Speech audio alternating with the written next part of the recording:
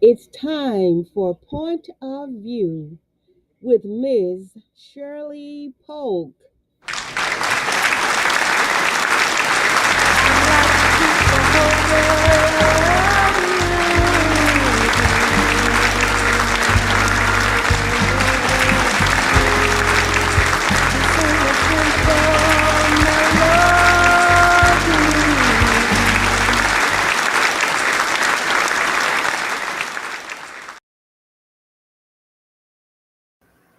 Hello, hello, good afternoon, good morning, good whichever it is, midday, but it is afternoon here on this day, which is April the 29th,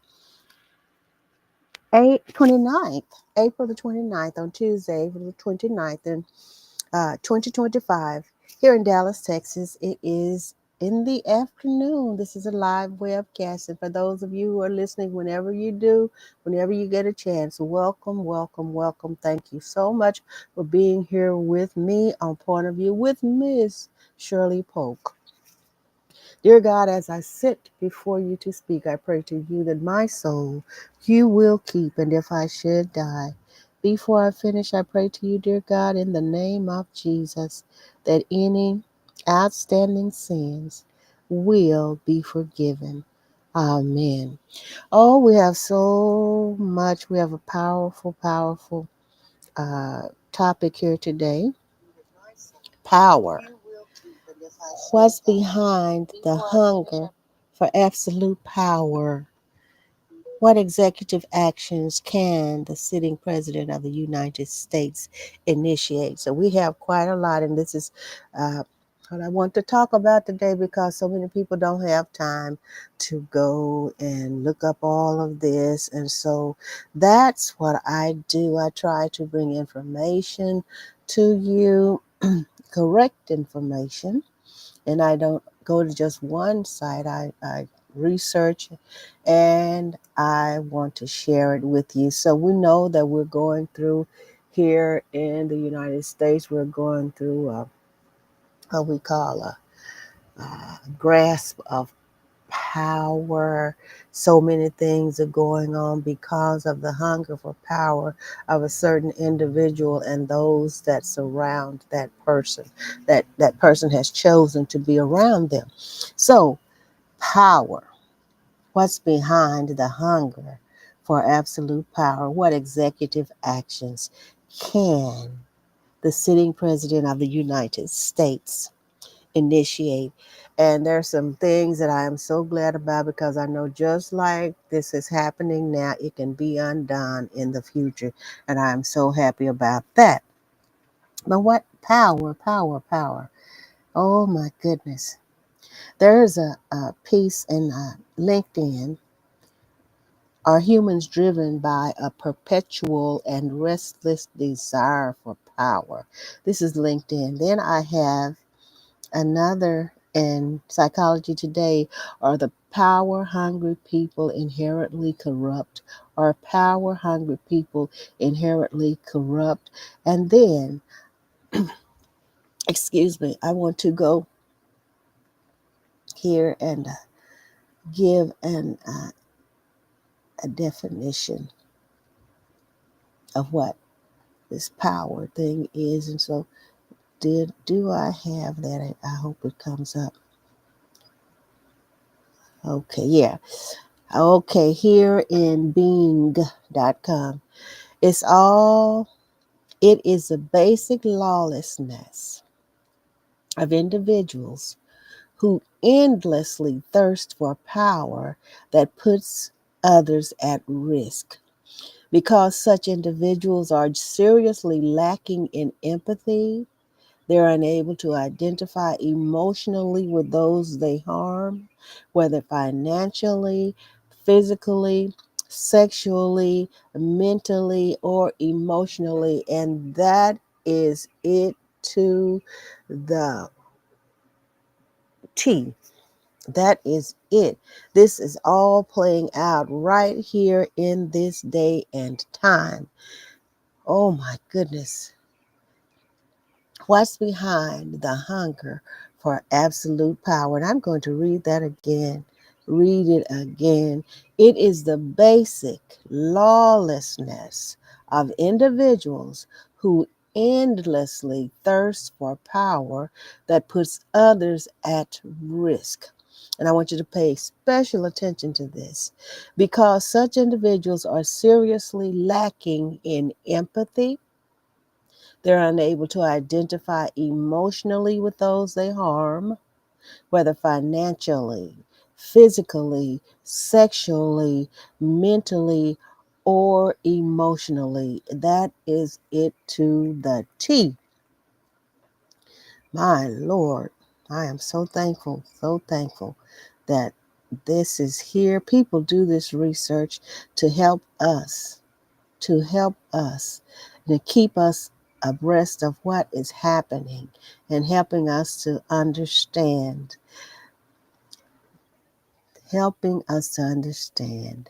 And this side here is Julian Florkin, which is the need for power, understanding its impact and harnessing it effectively. Then uh, we will go to this is what I want to. I think I'll start here first. Remember, said they lack empathy. They can't feel what other people are doing. They just go about doing what they feel like, what they want to do because they don't feel, they don't relate to other people. Okay, this is what's going on here. I'm going to do two parts of this. Trump sets executive order record in his first 100 days. And this, if you have your television on or you're watching your phone, you'll see they're talking about this over and over and over again, which it is important to us because we need to be privy to everything that's going on, everything that affects us. But one thing I want you to be sure about that God is protecting those of us who love Him, obey Him, and even those that are not. He is protecting you too. And these things are going on. There's a reason, there's a time for everything under the sun. But this right here will not last forever, I guarantee. Okay, Trump sets executive order record in his first 100 days. And this is by Finn Daniel Gomez, updated on April the 29th, 2025. And it's by Finn Daniel Gomez and Ann Bryson. And this is CBS News. It's reported by CBS News. President Trump, and I'm reading it word for word, but this is point of view, so I will be giving my point of view, okay? President Trump has set a historic record during the first 100 days of his second term, signing far more executive orders than any other president in U.S. history over the same period. In the story of the U.S., he signed more executive orders than any other president in U.S. history or the story of the U.S. over the same period. He has signed 142 executive orders so far, according to data from the American Presidency Project at the University of California, Santa Barbara. The previous record was held by President Franklin D. Roosevelt, who issued 99 executive orders during his first 100 days in 1933, primarily to combat the Great Depression, according to the Roosevelt Institute. According to the American Presidency Project's data, President Joe Biden did not reach 142 executive orders until September 2024, while President Barack Obama and President George W. Bush required nearly their entire first terms to hit that milestone. Obama reached 142 executive orders in December 2012 and Bush in May 2004. Mr. Trump's use of executive authority over the past 100 days also surpasses the number of executive orders signed by President Obama and President Bush during their entire second terms. President Obama hit 129 executive orders and President Bush 118 executive orders. Mr. Trump's 142 executive orders in just 100 days has eclipsed the lifetime totals of 15 early American presidents combined, including George Washington, 8, Thomas Jefferson, 4, and John Adams, 1. Mr. Trump has defended his heavy reliance on executive actions as necessary to deliver on campaign promises and to move quickly amid ongoing gridlock in Congress. With these actions, we will begin the complete restoration of America and the revolution of common sense, the president stated during his inauguration address about his incoming barrage of executive actions. Many of the executive orders over the last 100 days have triggered controversy and furious counteraction from Democratic groups, federal workers' unions, and immigration advocacy groups. Several high profile directives, including hardline restrictions on immigration, a rollback of key environmental protections, and expanded tariffs on foreign goods, have drawn sharp criticism from civil rights groups, environmental advocates, and some business leaders. Legal challenges against many of the orders are already underway in federal courts and growing. Senior White House officials tell CBS that the record setting spree highlights Trump's preference for they highlight his preference for unilateral action as a means of driving policy targets, especially in a polarized Washington where major legislation often faces steep hurdles. So I want to do that again. Senior White House officials tell CBS that the record setting spree highlights Trump's preference for unilateral action as a means of driving policy targets, especially in a polarized Washington where major legislation often faces steep hurdles. We're signing executive orders at a pace that no one can keep up with. Expect the same pace in the next 100 days. Trade deals, peace deals, and tax cuts, a senior White House official said. The American public doesn't have the luxury of waiting. Then Hogan Gidley, a former senior White House official during Mr. Trump's first term, said that the president's executive actions demonstrate decisive leadership and a commitment to fulfilling campaign promises, particularly on key issues like border security, deregulation, and energy production. It is what the American people demanded, deserved and Donald Trump delivered, Gidley said, referring to his November victory.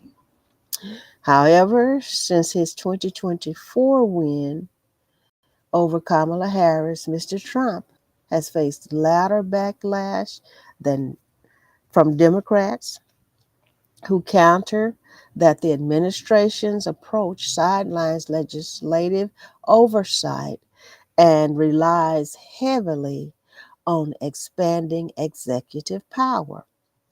Nothing that he's doing is the reason why he got elected.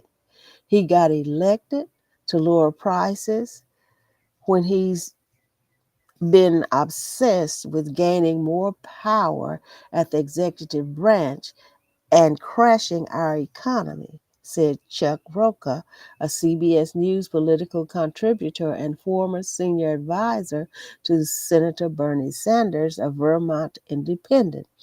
People just wanted cheaper gas and groceries.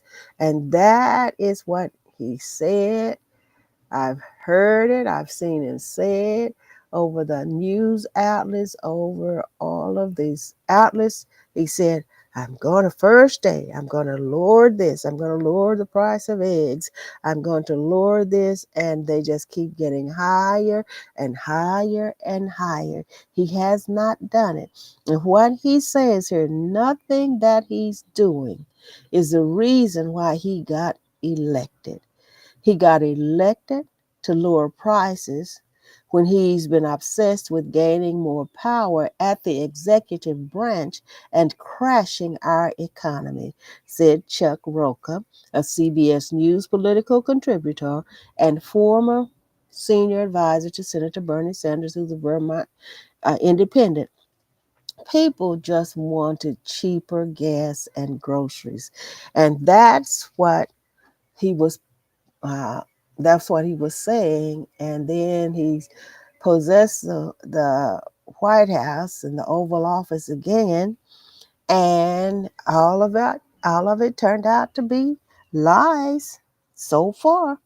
According to new CBS News polls, 64% of Americans think Mr. Trump is trying to increase presidential power, including 84% of Democrats. And we know that's what he's doing. He's talking about it.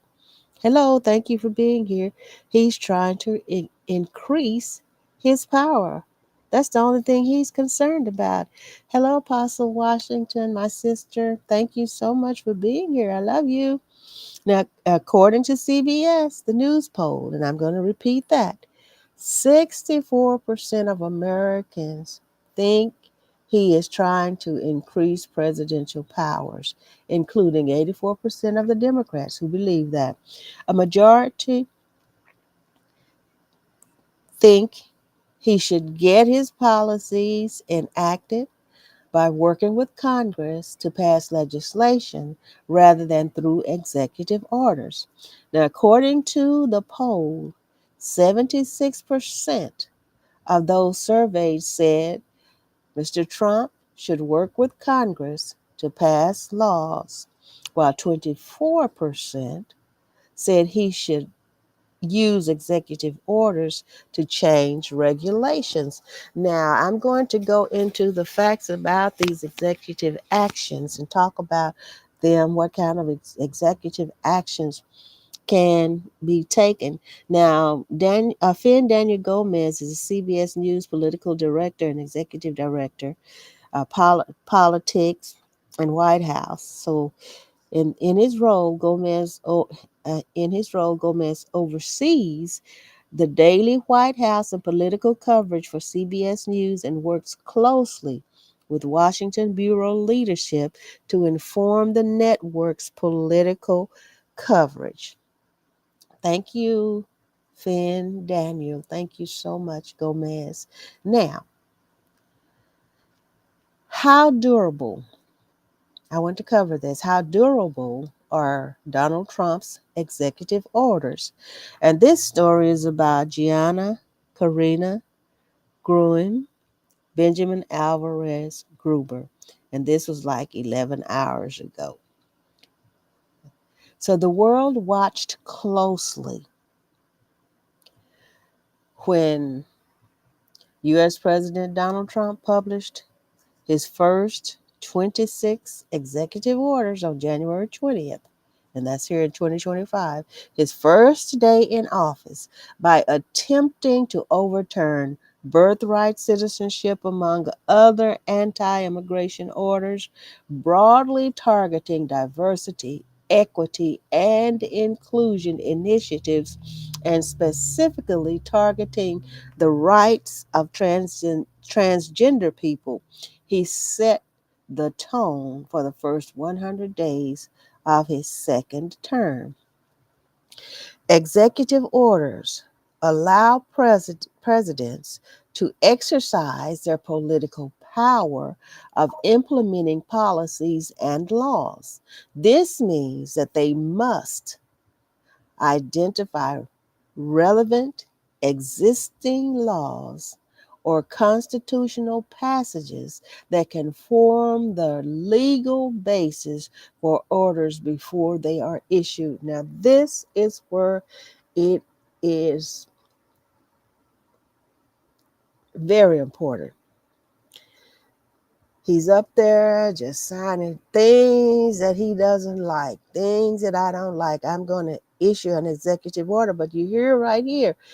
This means that they must identify relevant existing laws or constitutional passages that can form the legal basis for orders before they are issued. And he's not doing any of that hardly. And they're letting him do it. Now, DW analyzed the impact of Trump's executive orders so far and whether the U.S. legal system has kept his presidential powers in check. They are not keeping his powers in check. The guy is gone hog wild. That's something that we use, hog wild. I don't know whether they use it in any other state or wherever, but he is unchecked, it seems, just doing whatever he wants to do, is vindictive, evil, all of these things are personal things that he's doing through executive orders. So what executive orders have been signed? Data show that executive orders have remained a crucial tool for Trump since his inauguration. Although Trump issued the largest number of executive orders on January 20th, at least one executive order has been signed nearly every other day since. More than 100 executive orders Trump has issued since his inauguration have restructured the way the United States is governed and changed the course of foreign and domestic policy. And how are they echoing? Remember, he said he didn't know anything about Project 2025. Blatantly said it. How Trump's policies are echoing Project 2025 during his election campaign and after possessing the Oval Office. Trump and his associates verbally distanced themselves from Project 2025, a manifesto for reshaping the United States according to the ultra conservative ideals published by the Washington based think tank, the Heritage Foundation. It calls for slashing mentions of climate change from government records, accepting fewer refugees, and further restricting abortions. James Goodwin, policy director at the Center for Progressive Reform, and his colleagues monitor the changes introduced by the Trump administration and how closely they match the recommendations from Project 2025.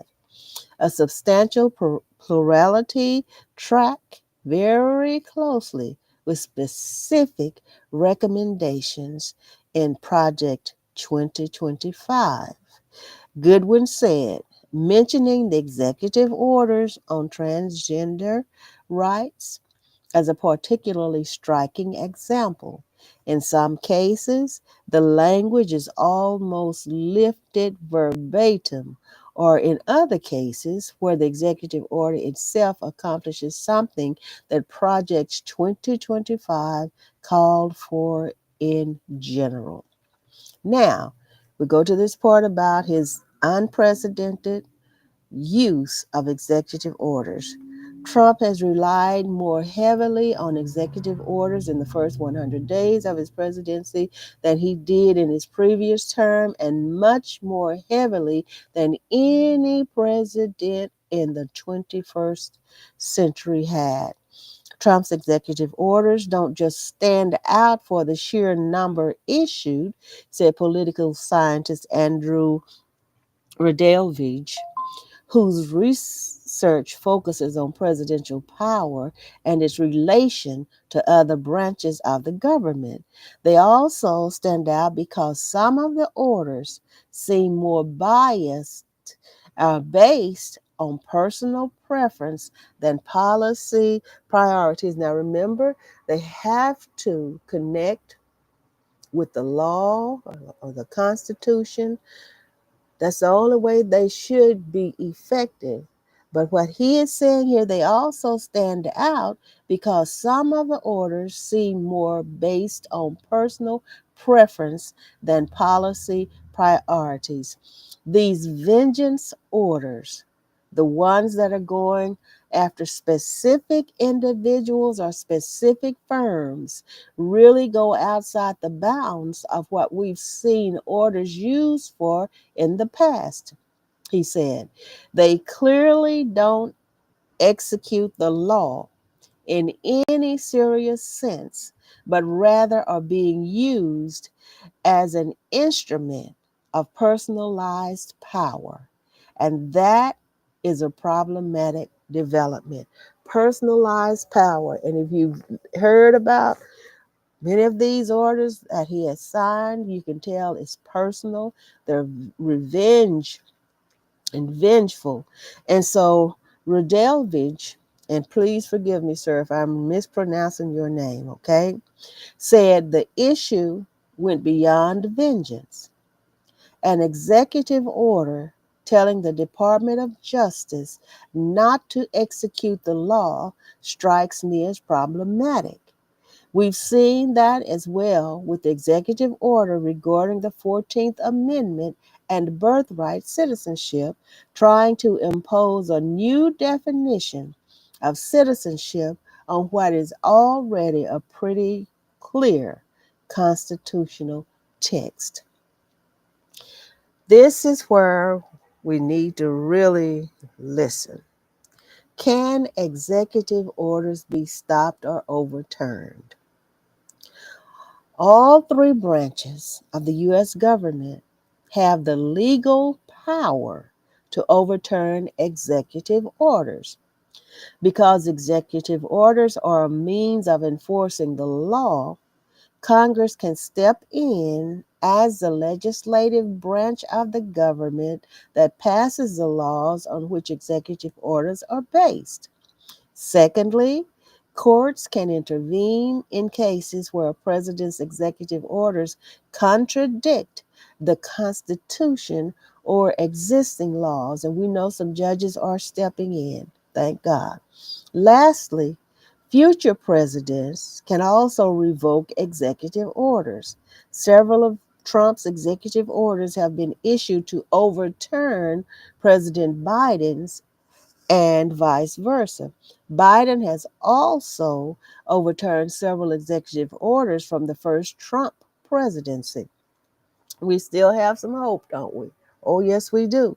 So, if you really want to achieve lasting policy change, then legislation is a much more durable route,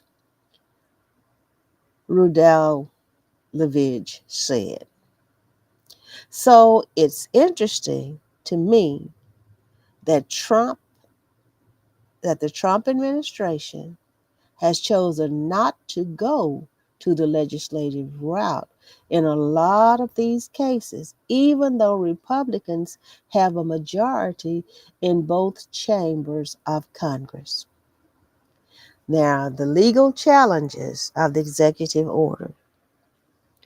Legal challenges to executive orders.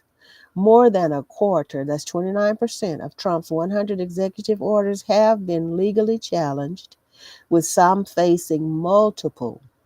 At the time of writing, the vast majority of those cases were still pending.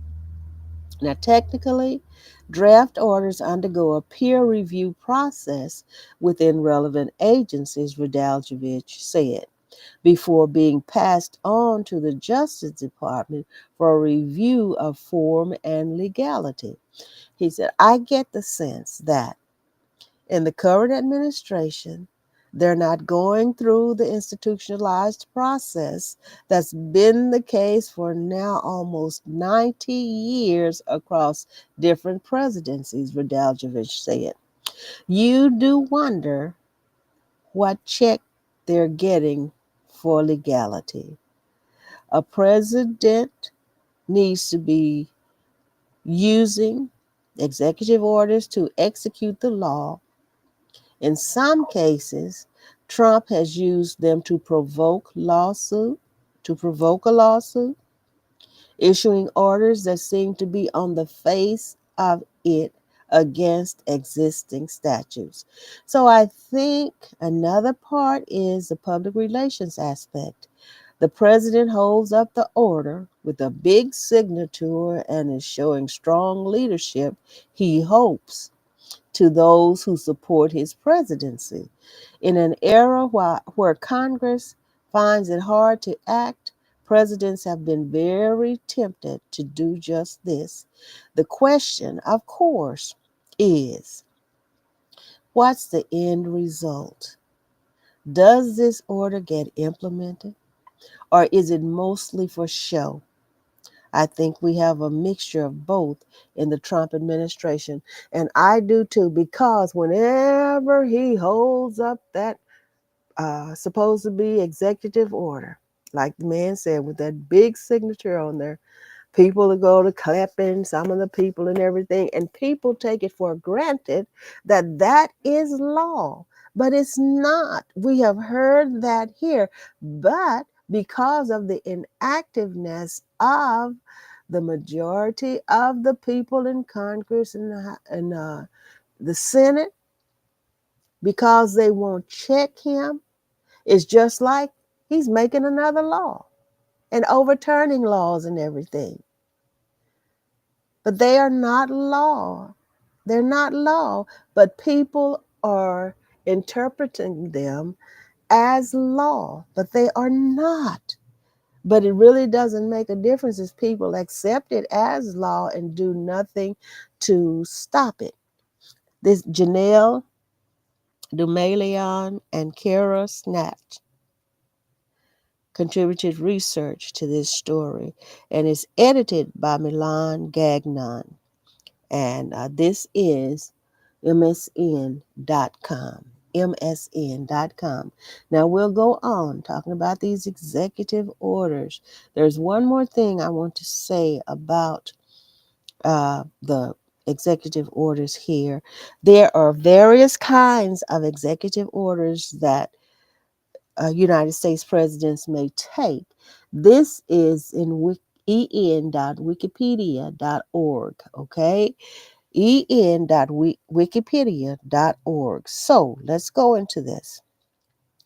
There are various kinds of executive actions that United States presidents may take. Executive actions, okay? Those others we don't hear about, do we? Executive orders are issued to help officers and agencies of the executive branch manage the operations within the federal government itself. Okay?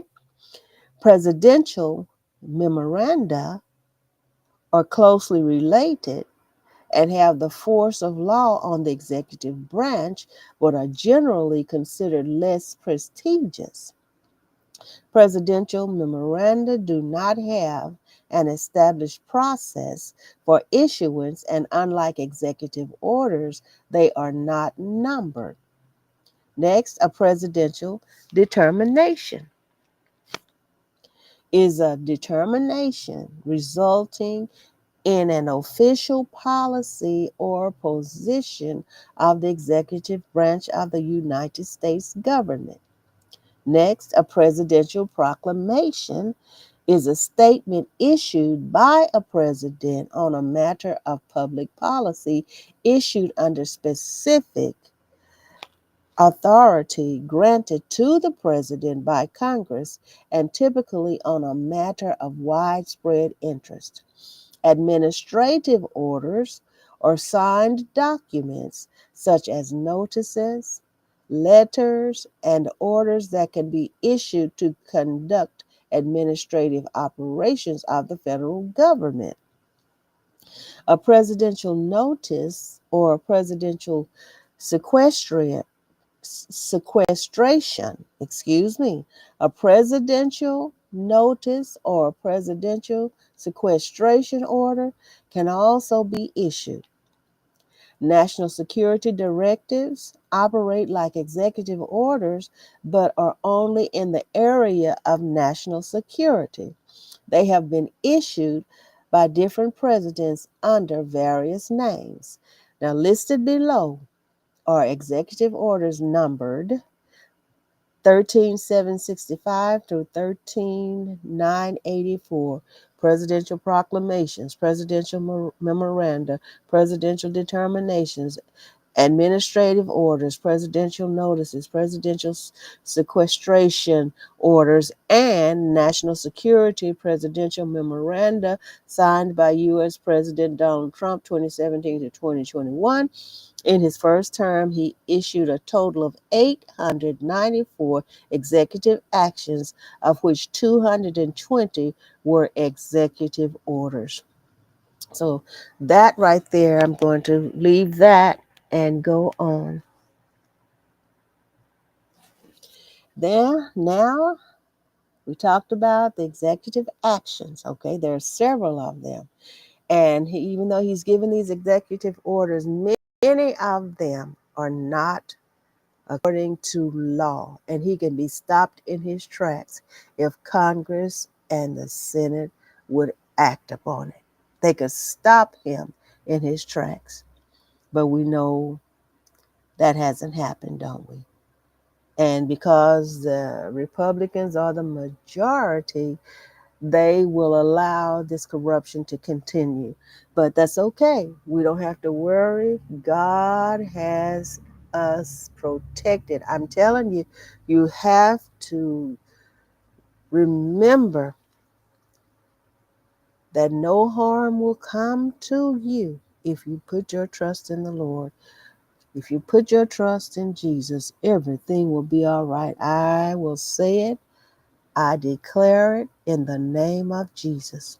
Okay? Now, let's go talking about the power.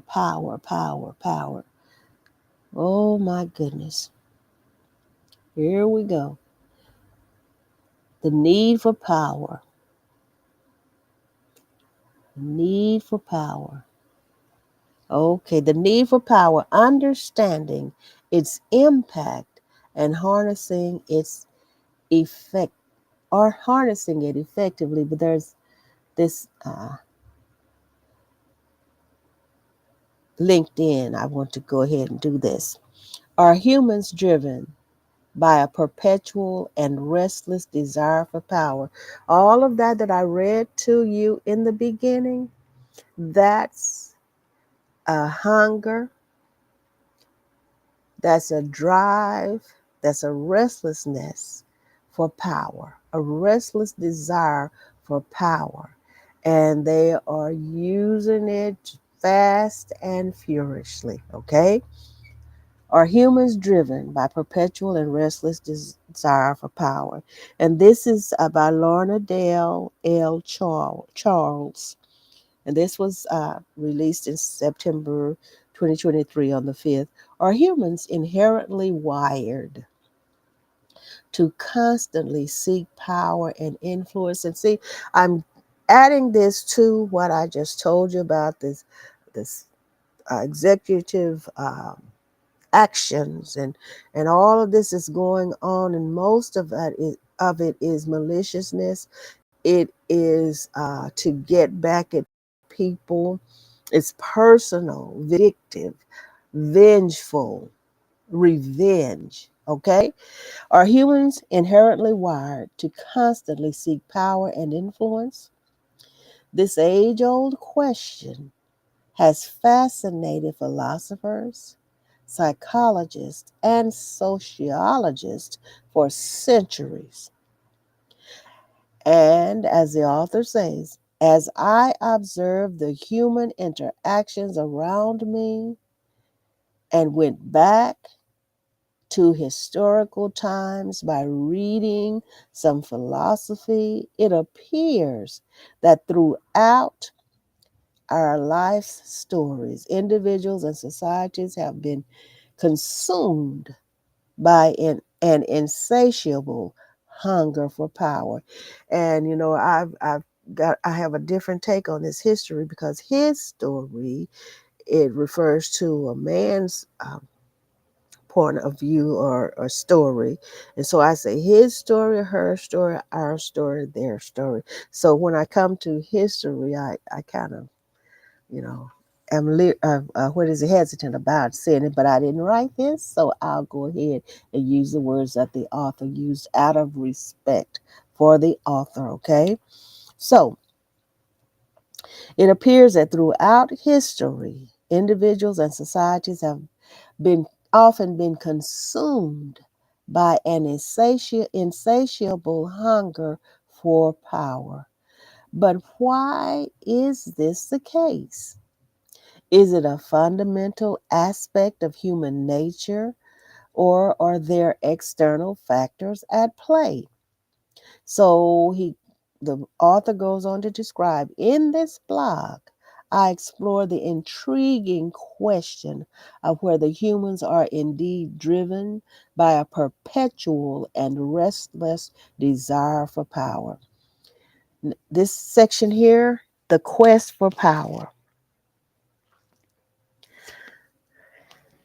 Hello, First Lady Diane Blaylock, niece. Hello. Thank you for being here. This section, the quest for power. Now I'm in LinkedIn right here. One way the author says I approached this question is by considering our evolutionary history. Some argue that the pursuit of power may be deeply ingrained in our genes. Our evolutionary history has played a significant role in shaping our inclination towards power. Throughout the course of human evolution, it appears the individuals who acquired and maintained power often had better access to essential resources such as food, clothing, water, and shelter. Additionally, they had an increased chance of securing mates and ensuring the survival of their offspring. This connection between power and reproductive success can suggest that the desire for power could be considered an adaptive trait that has been passed down through generations. In essence, those with a drive for power may have had a survival advantage, leading to the persistence of this trait in our genetic makeup. Now we go to the social dynamics section. The pursuit of power is not merely a product of individual ambition, but is deeply entwined with the dynamics of human societies. Throughout history, humans have organized themselves into hierarchical structures, whether in tribal communities, feudal systems, or modern nation states. Power often equates to influence, control, and authority within these social hierarchies. Individuals who ascend to positions of power can shape the rules, norms, and institutions of their societies, which in turn can influence the allocation of resources and opportunities. This dynamic encourages the pursuit of power as a means to improve one's own and their group's status.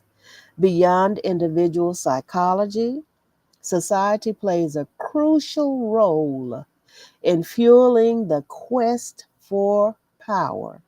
Social structures often prioritize and reward those who attain positions of authority and influence.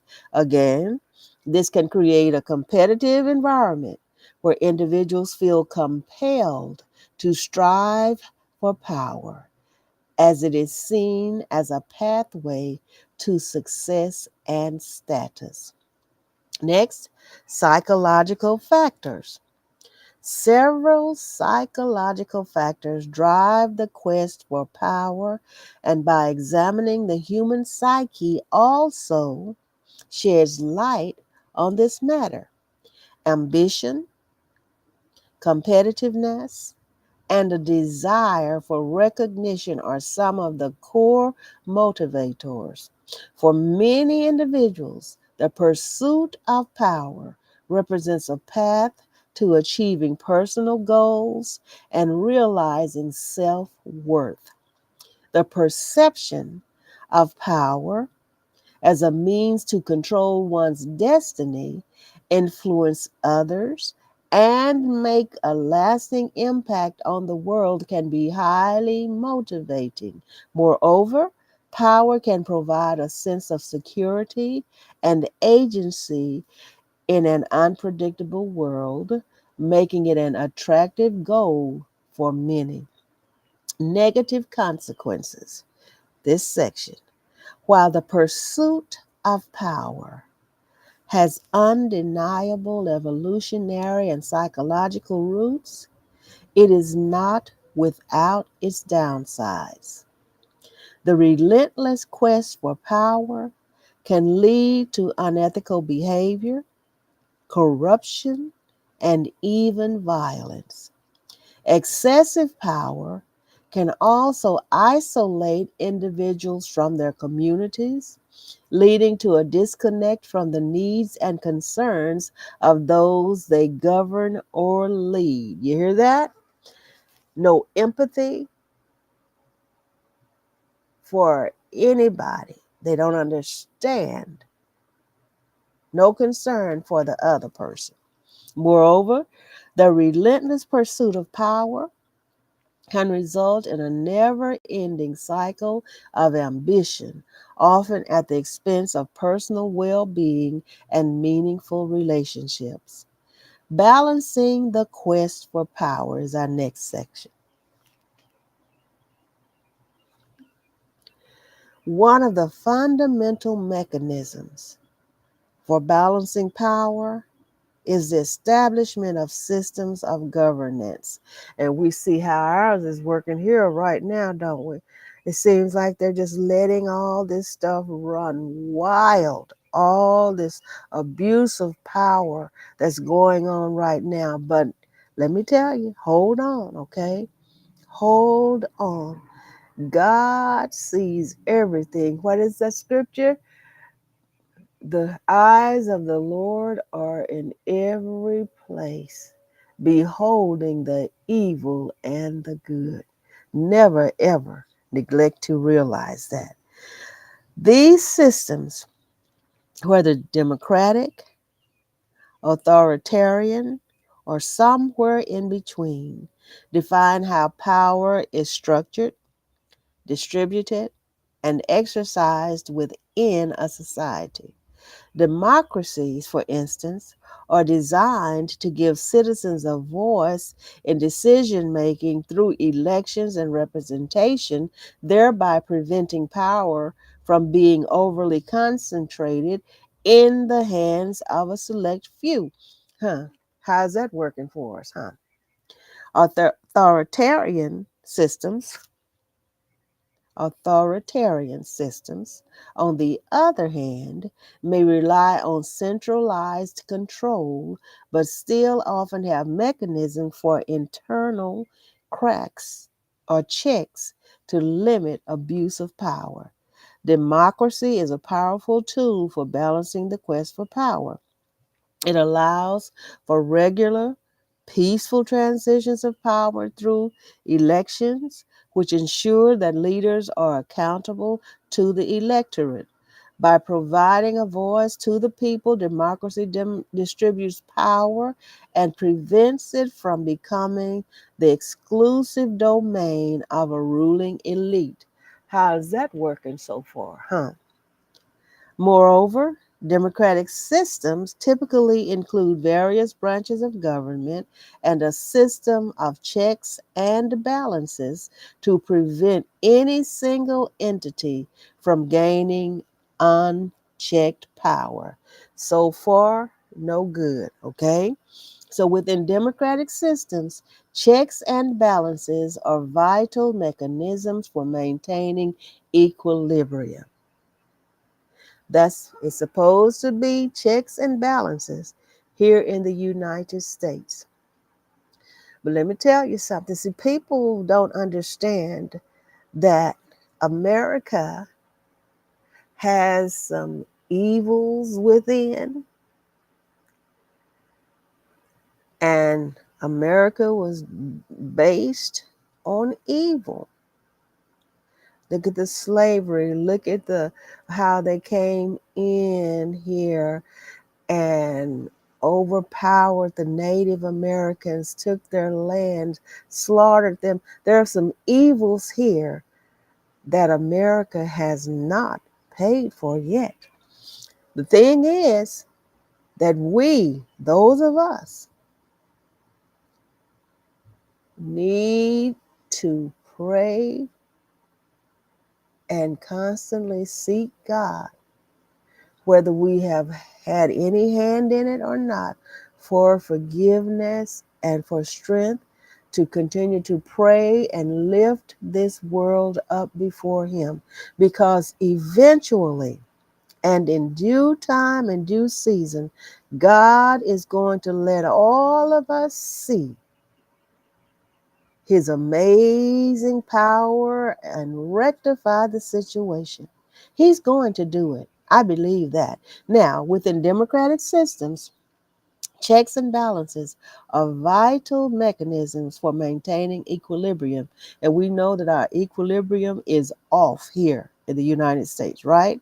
So these mechanisms involve dividing power among different branches of government, such as the executive, the legislative, and judicial branches.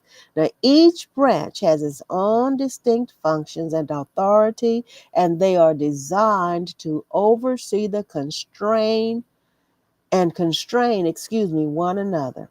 Each branch has its own distinct functions and authority, and they are designed to oversee and constrain one another. This system prevents any one branch or individual from accumulating too much power as they are held in check by the others, supposedly. Okay? Now that's my word I put in there. Ethical frameworks and codes of conduct are essential for ensuring that individuals in positions of power act responsibly and ethically.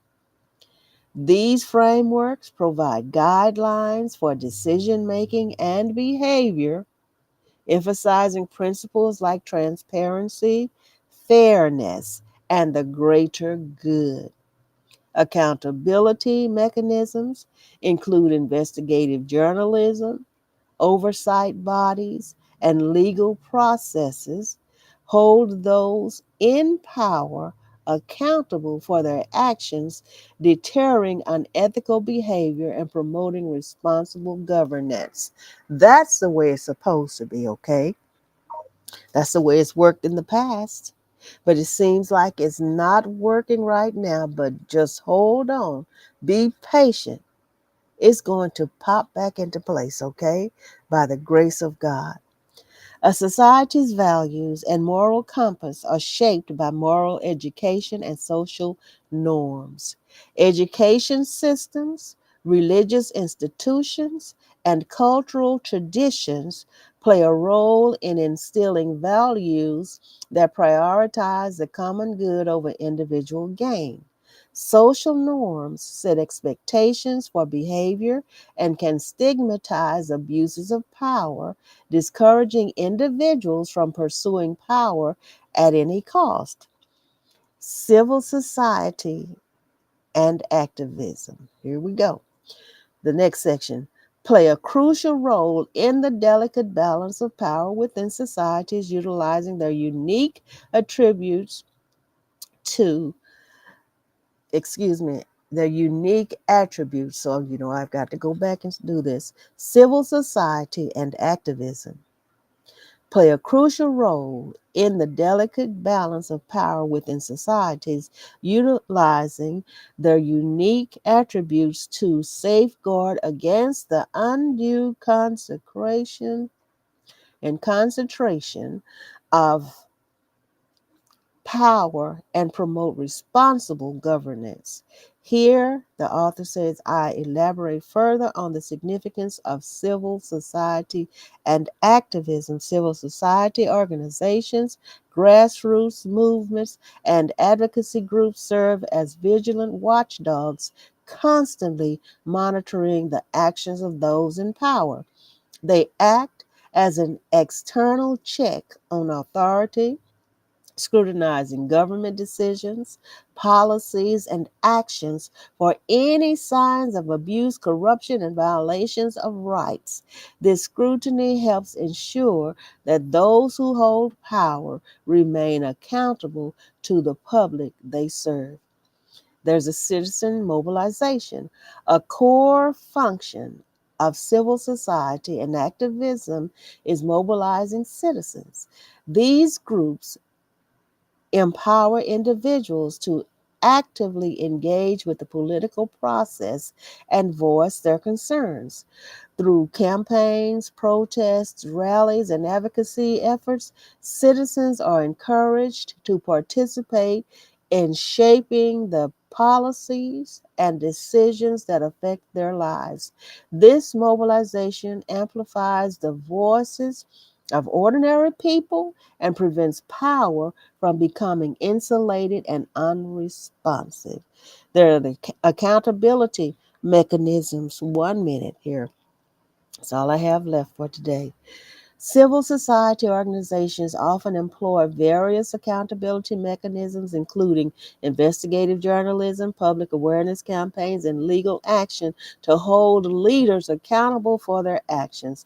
By shining a spotlight on issues of public interest and demanding transparency, these groups contribute to a culture of responsible governance where leaders are more likely to act in the best interest of their constituents.